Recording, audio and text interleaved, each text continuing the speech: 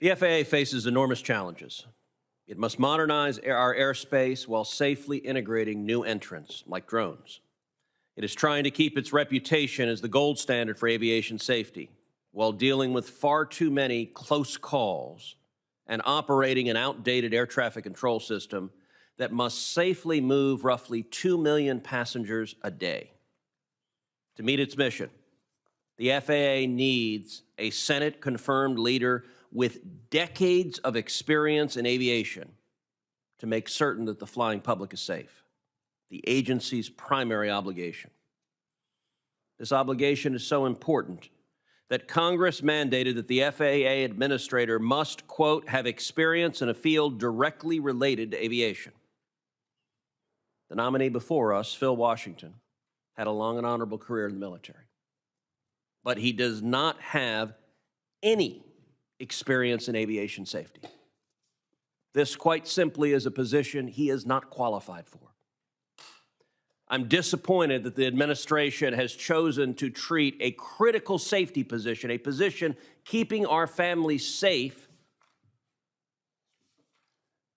they've chosen to treat it as a patronage job. As a result of the White House playing politics with the flying public safety, the FAA has lacked a Senate-confirmed leader for a year now. I expect we'll hear some members of this committee gloss over Mr. Washington's lack of aviation and aviation safety experience by saying he has a record of strong management of transit agencies. He understands buses, and isn't that good enough for planes? But his record demonstrates the opposite.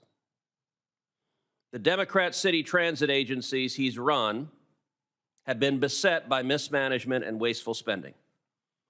In 2019, CBS News reported Mr. Washington tried to add a $200,000 sauna to the LA Metro's employee gym after being presented with a more taxpayer-friendly $50,000 version.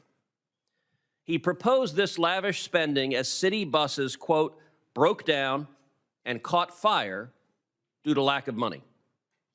The New York Times reported that a Denver rail project overseen by Mr. Washington ran up a $2 billion plus deficit and had become over 30 years behind schedule. Just last month, Mr. Washington and other Denver officials spent more than $100,000 on a junket to Africa to drum up support to Denver's airport. Government waste and delayed over-budget projects are things we want to change at the FAA, not continue.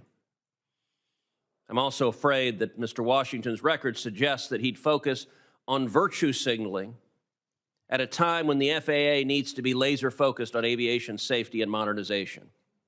As LA Metro CEO, he said, quote, everything we do in terms of mobility, we look through the lens of equity.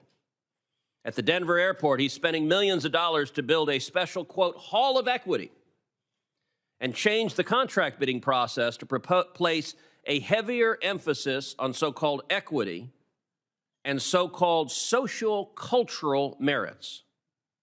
Safety, not political posturing, needs to be paramount at the FAA.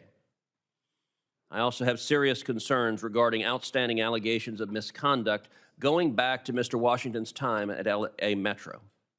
He was named in multiple search warrants in an ongoing criminal public corruption investigation and was the subject of multiple whistleblower complaints.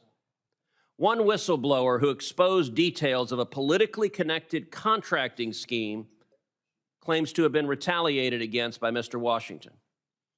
After Mr. Washington went to Denver, LA Metro settled the claims for more than $500,000. And just last month, Mr. Washington was named in a discrimination and retaliation lawsuit filed by a former Denver airport employee.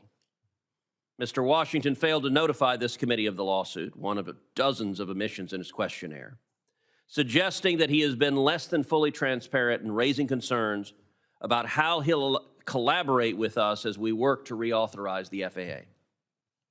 Finally, Mr. Washington, as a retired member of the military, needs a waiver from both the House and the Senate to be eligible to serve, since federal law explicitly requires that the FAA administrator be a civilian, and retired members of the military do not, under the statute, qualify as civilians. On 5 occasions, Congress has passed legislative waivers so that retired military personnel could serve at the FAA. We would do the same for Mr. Washington if his record merited it, if he had experience in aviation safety. But it doesn't, and if Senate Democrats force this nomination through without a waiver, a legal cloud will hang over every single FAA action. Let me close with a quote. Quote, "I have said that it is very important that in this day and age, when it comes to aviation, safety must always be our top priority. We've considered the nomination, the nominee's record, an ongoing case of whistleblower retaliation, and given all of that, it is clear to me that he is not the right person for the safety culture that we need today at the FAA." Those were the words spoken about a former FAA nominee by the chairwoman of this committee in 2019, about Steve Dixon, who had 40 years of aviation experience. Mr. Washington is not the right nominee for this position.